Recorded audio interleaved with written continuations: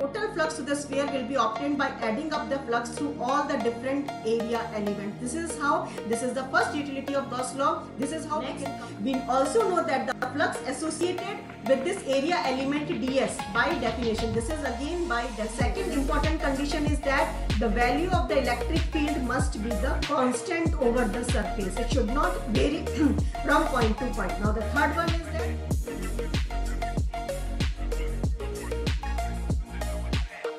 now the topic is the Gauss law. Before we start with the Gauss's law, let's try to understand the need of Gauss law. By this time, now we all are now familiar with the principle of superposition, which states that every charge in space creates an electric field at a point independent of the presence of other charges in that medium. That means if number of charges are spread in space and at a particular point, if you want to compute the net electric field, it will be the contribution of all the individual electric field, that is E1, E2, E3 and E4 and so on. So number of charges will be contributing towards the electric field, and the sum of electric field, net electric field at a point P, we can find it out. That means this principle of superposition is applicable for the discrete charge distribution. But have you ever wondered what will happen if we are having a symmetric charge distribution? In that situation, neither the Coulomb's law nor this principle of superposition will be helpful in calculating the electric field at a particular point. In that such situations, we need to know the Gauss law will be very much helpful. Let us see what type of the symmetrically distribution we are having. First we are having the spherically symmetric charge distribution. How it is there? If a point charge Q is present in a space, it is surrounded by a spherical surface of S1. Then we know that at every point on the surface S1, which is equidistant, all the points that are equidistant from the point source, the electric field will be constant, and we will be able to help or calculate the electric field due to this point charge distribution in the sphere S1. Similarly, if we are having a linear charge distribution, in that particular situation, a cylindrical surface will be surrounding this charge distribution. So we will be having a cylindrically symmetric charge distribution. So in such a situation, the Gauss law or the principle of superposition will not be able to help or compute the net electric field surrounding the charge distribution. So we need to refer to the Gauss law. Let's see how it will help us. So first of all, we will learn about the utility of the Gauss law. What is the first utility? It helps us in the determination of electric field due to symmetric charge distribution. This is the very first point and the important point. It helps us to find the electric field due to a symmetric charge distribution. So how it is possible? See here, if we are having a point charge Q which is present in a space and it is surrounded by a sphere of radius R, then Gauss theorem will relate the flow of electric field, and that is flux to the charges within the enclosed surface. That is, this is a theorem which relates the flux with the charges. So this is one of the utility, that it will relate the flux with the charges associated. And how we can calculate the flux? We have learned earlier the formula of the flux we have already calculated. So if we will divide this entire surface into the different area elements, and each area element will have its own flux which is denoted by d phi and d phi, and with the total flux to the sphere will be obtained by adding up the flux through all the different area elements. This is the first utility of Gauss law. This is how we can compute the electric field due to this such type of the spherically charged distribution. We will learn later on, but here this is the first concept. Next utility of the Gauss law, it says that net electric flow is always zero if no charges are contained by a surface. Let us try to analyze this situation. Suppose if we are having an electric field in a space which is uniform, and we are considering a closed cylindrical surface with its axis parallel to the uniform electric field. Here we are finding that electric field is suppose pointing in this x-axis, and we have taken a cylindrical surface whose axis is passing through this first and second face of the cylindrical surface. It is that is electric field is parallel to the axis of the cylindrical surface. Here first and second are the circular portion, and the third one is the curved surface. Here we have divided the entire surface into three area elements. First and second are the circular area elements, and third one is the curved surface. So if we want to find the total flux to the surface, it will be the flux associated with the first surface, flux associated with the third surface, and flux associated with the second surface. Here phi 1 and phi 2 represents the flux to the surfaces first and second that are of circular cross section in nature. and phi 3 is the flux through the curved cylindrical part of the closed surface. So now let us try to find it out, the flux associated, how we can find out the flux. So here what we notice, if we will consider only the third area element, its area, surface area will be pointing in a perpendicular direction. Let us suppose we take it y-axis. So for this surface area element, electric field is pointing along the x-axis. So x and y are perpendicular to each other. So by using the definition, flux associated with the third surface phi 3 becomes E dot of ds, and this time if we will use, we will be having E ds cos of 90 degree, that becomes equals to 0. So the third surface area element is not contributing towards the flux. So here what we are having, the normal to the surface 3 at every point is perpendicular to E. So by definition of the flux, phi 3 becomes equals to the 0. So now next we will compute for the first and second area element. Let us see, first area element is a circular in nature. If we will draw its surface area element, it will be pointing along the negative x-axis ds1, and if we take the second area element, its area element ds2 will be pointing along the positive x-axis. So in both the cases, the area element are parallel to the electric field E. But this time what we are finding, that are the this time what we will find it out, the flux associated with the second phase will become E dot ds. That means it becomes equals to the E ds cos 0 degree, that is equals to the E ds. But if we will find out the flux associated with the first surface element, it becomes E ds cos 180 degree, and cos 180 degree is minus of the E ds. So if we will add up the phi 1 and phi 2, they will cancel up. So this shows that for net flux passing through the surface, if no charge is enclosed inside the surface, the net flux electric flow is always be the 0 when the no charge is present inside the surface. Next we are having the conditions of for a Gaussian surface. Now suppose if we will be dealing with the Gauss's law, we need to have follow certain conditions to choose a Gaussian surface surrounding a charge distribution. What is the first law? We know that Gauss law is valid for electric field of any system of charges or a continuous distribution of charges. So here it is better to apply the Gauss law wherever we have the continuous distribution of the charges rather than the discrete distribution of charges. In practice, it is limited to symmetric situations. In practical situations, we have to use the Gauss law where we are dealing with the spherically symmetric situation, cylindrical or a planar symmetric situation. We will be learning about these cases in detail. So here, in such situations, we have to use the Gauss law. And next, where the value of the electric field can be argued from symmetry to be constant over the surface. So what are the necessary conditions for the Gaussian surface? First, what we have seen, that it must be applicable for the symmetric distribution. The condition, the charge distribution must be the symmetric.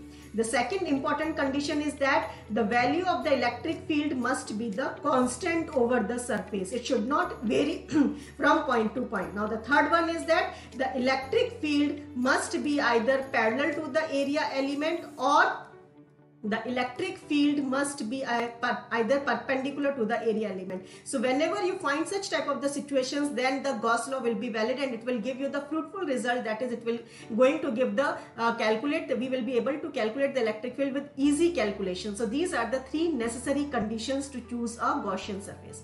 Now as an example, let us see. Here we are having a closed surface of various shapes that can surround the charge. Here we have taken a charge Q. It is surrounded by various surfaces. First is S1, S2 and S3.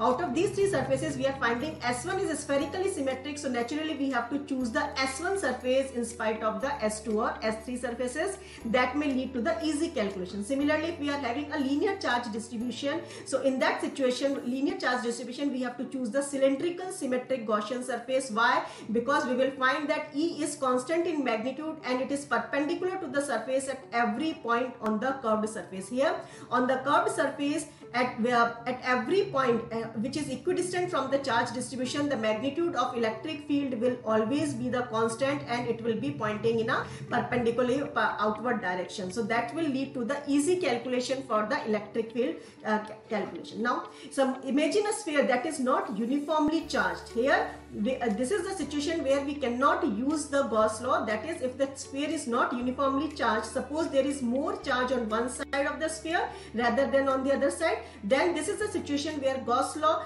probably won't be very useful in calculating the electric field. So one key factor you have to keep in mind whenever we are having a unsymmetric charge distribution, that is charge is not uniformly distributed, in such a situation the Gauss law we will not be able to apply. Now let's learn Gauss law in detail. Now we will be deriving the condition of the Gauss law.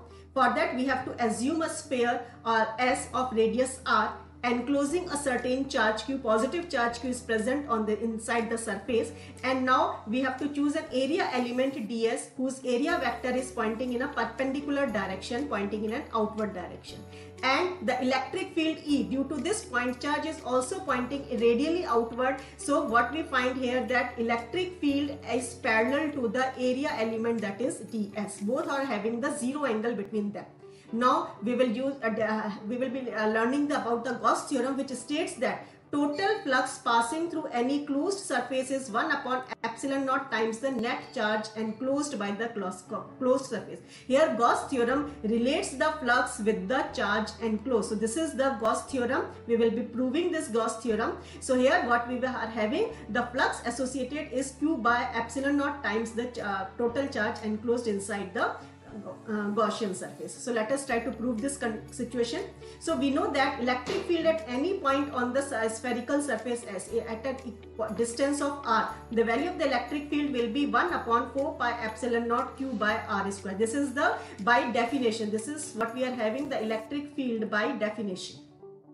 Next, we also know that the flux associated with this area element ds by definition. This is again by definition. So here it is by definition, the flux associated, we know that it is E dot ds. Here already I have told you E and ds are parallel to each other, so the angle becomes cos 0 degrees, so it comes out to be the E ds. Similarly, what will be the net total flux? If we will divide this entire area, surface area into different area elements ds, and we will compute the flux associated with all these small area elements, we have to sum up the entire flux, that is integration of d phi small, that is E ds. So on putting the formula value of this d phi from this equation, previous equation, E comes out of this integration sign because the value of E is constant everywhere on the surface at a distance of r. E we have to take it outside and we have to integrate the small area elements ds and ds. Now next, by definition, whatever we have got it by the electric field, we have to put this value, that is the value of electric field is 1 upon 4 pi epsilon naught q by r square. This is the by definition we have use the formula for electric field. Next, if we will integrate the small area elements over the entire surface, so surface area for the sphere we will get 4 pi r square. This portion we are getting by the integration, and on solving what we find is that the certain terms cancels each other and what we are left is with only q by epsilon naught. That is how we will prove the Gauss theorem. The flux associated with passing through any closed surface is 1 upon epsilon naught times the net charge enclosed by the closed surface. So here I have given all the necessary and the required steps only, in which 3 to 4 steps you can prove this theorem in a nice way and you can present your answer. Now let's start derive the Coulomb's law from the Gauss theorem. For that, what we have to assume, that here by symmetry we have to assume a sphere as surface S enclosing a charge q having a radius of r. So here, due to the point charge q, the electric field E will be pointing radially outward, and we have chosen a surface area element whose area vector ds is also pointing radially outward. So here by symmetry what we notice is that electric field E has same magnitude at all points on the S. So by symmetry, electric field at all points, it will be equidistant at a distance of r, so its magnitude will be the same, and E and ds are directed radially outward, and hence flux through such a situation through the single area element d phi E, by definition what we will get E dot ds, and the angle between electric field and the area element, that is area vector, is 0 degree, so it becomes Ed cos 0 degree, and cos 0 degree is 1, so we will get electric flux associated with the area element for this d phi is the EDS. Now if we want to compute the net flux through the closed surface, so by considering the various area elements, small area elements surrounding this surface area, we have to add up the flux element in such a situation that the net flux phi E becomes the integration of d phi E. Now the value of d phi e we have already got from this first equation, so we will keep ed integration of ds. Again we are putting this e is outside the integration because the value of e is same, its magnitude is constant throughout the surface, so it will come out of the integration sign. So we will get e into 4 pi r square. This 4 pi r square is the integration of the surface area elements over a sphere. So this is the surface area of the given sphere. Next, by using the Gauss law. Now the first step we have to use in proving this is, first we have to use the definition of the flux. Second, we have to use the flux by the Gauss law. So only these two equations are sufficient for deriving the Coulomb's law from the Gauss theorem. Next, using the Gauss law, we know that flux associated is total charge q by epsilon naught. So we have to equate this first and second equation because their LHS side are equal, and now we will equate the two equations. So we will get e into e 4 pi r square is q by epsilon naught, and rearranging the terms, we will get electric field at a distance of r on the surface is 1 upon 4 pi epsilon naught q by r square. So now if once we have got this electric field, so now the force on the point charge, if suppose a point charge q naught is located on this, present anywhere on the surface S. Now let us suppose if a q naught, if a test charge q naught is present on the surface S, then it will experience a kind of a Coulomb force. The magnitude of that Coulomb force will be the q naught into E. So now what we will get, we have now derived the formula for the electric field here. So this we will keep the value of the electric field 1 upon 4 pi epsilon naught q by r square is the electric field into q naught. But the Coulomb's force between the 2 point charges, that is q and q naught. So this is how by using the Gauss law we have derived the Coulomb's law also. So here only you need to keep in mind only the two basic steps. What are the two basic steps? Again I am highlighting the two basic step is, first use the flux by the definition, and second use the flux by the Coulomb's law. Equate these two equations and then solving you can be able to prove the Coulomb's law from the Gauss theorem. So these are the key points, and these are the only steps that you will present or write in your answers. You will be going to get the full marks. Here the detailed explanation I have already given it to you. Next, certain key points you have to keep in mind. What are some important key points? These points I have taken from the NCERT book only. So here, what is the first key point? Gauss law is true for any closed surface, no matter what its shape or size. The surface that we choose for the application is called as the Gaussian surface, and it is often useful towards much easier calculation of the electrostatic field when the system has some symmetry. Here in the first point we have told that it is applicable for any shape or size, whatever be the shape or size of the closed surface. But in practice, if we choose a symmetric surface, closed surface, then it will lead to the easy calculation. So that should be our priority, that we have to use the Gauss law in a certain special situation where the system has some symmetry. Next, Gauss law is based on the inverse square dependence on distance contained in the Coulomb's law. That is, it is valid where only the Coulomb's law is also inverse square law. So they are two in tuning with each other. That is, it always obeys the Coulomb's law. Any violation of Gauss law will indicate departure from the inverse square law. So whenever we are not having this inverse square law dependence, we won't be able to use the Gauss law. Next, we are having, if the net charge enclosed by a closed surface is 0, then the flux through it is also 0. That is also we have proved earlier. If no charge is enclosed by a surface, the flux will be the 0. The net flux through a closed surface due to a charge lying outside the closed surface is also 0. If the charge is lying outside the surface, then the flux is also 0. These things I have already proved in the concept of the electric flux. Next, the charge q appearing in the Gauss theorem includes the sum of all the charges located anywhere inside the closed surface. This is a very important key point. The charge q which is appearing, it is the summation of all the charges that are present only inside the Gaussian surface. It excludes the charges that are outside the surface. But the electric field E appearing in the Gauss theorem is due to all the charges both inside and outside the closed surface. This is again another a very important key point over here. The electric field that we are calculating using in the Gauss theorem, it will be due to all the charges that are inside and outside, because the electric field will be crossing the surface, entering the surface and then leaving the surface, whether the charge is present inside the surface or whether it is present outside the surface. So these are the two important key points the charge is only contributing when it is present inside the surface, but the electric field which is appearing in this Gauss theorem is due to all the charges that are inside as well as outside the Gaussian surface. Okay. However, the charge Q appearing in the theorem is only contained within the closed surface. So this is very important key point. Next, for a medium of absolute permittivity, that means if the charge is present in spite of the space, if it is present in some other medium having a permittivity of epsilon or dielectric constant epsilon r, then the Gauss theorem will be changed to, that is the flux associated, that is E dot ds becomes equals to Q by epsilon, which is the permittivity of the medium, not of the space. And on solving this epsilon, we will get epsilon r into epsilon